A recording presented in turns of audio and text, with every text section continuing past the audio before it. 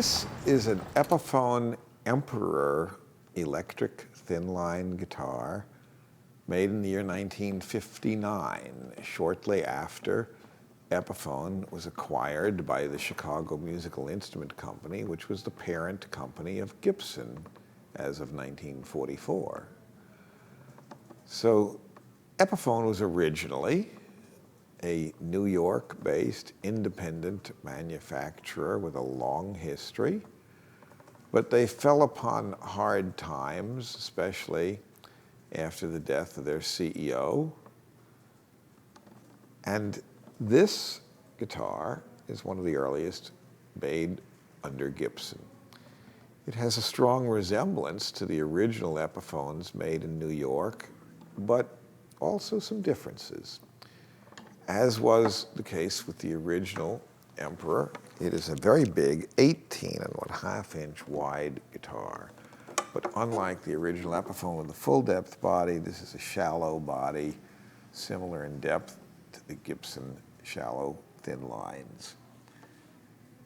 It features a laminated maple back, maple sides, laminated maple top, maple neck with multiple laminations, more laminations than on Gibson brand. It has distinctive Epiphone inlay with pearl blocks with abalone center wedges, the Epiphone vine inlay and Epi logo on the peg head.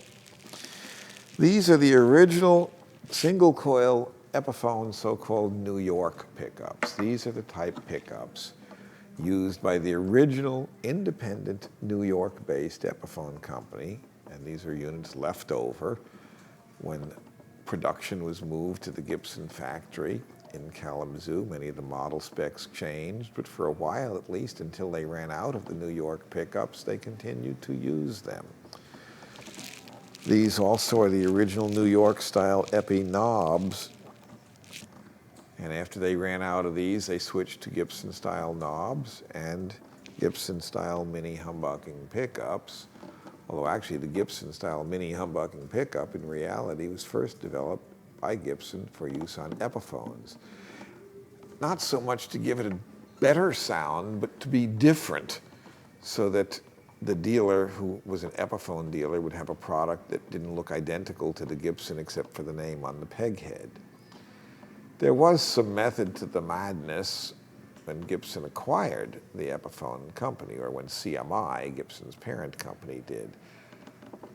They used to have more protected territories for dealers back then, so they didn't want a Gibson dealer to be located 2 miles from another Gibson dealer.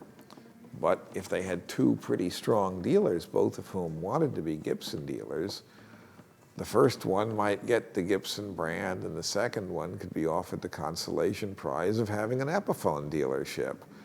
And many of the Epiphone models were built virtually identical to the Gibson models, with slightly different peg head shape, but often no difference in quality, and in many cases the same type pickups and totally the same playability.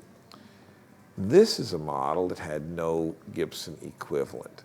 There wasn't any Gibson thin line 18.5-inch wide hollow body electric.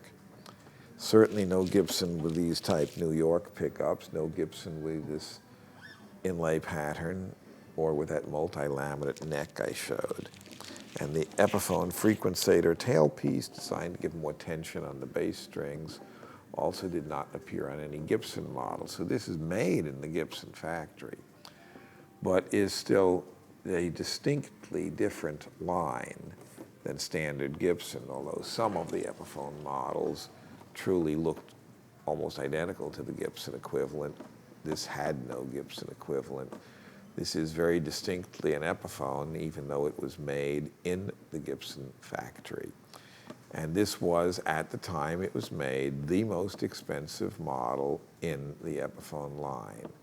It's an extraordinarily rare and very fine quality electric guitar. Epiphone Emperor, made by Gibson, 1959.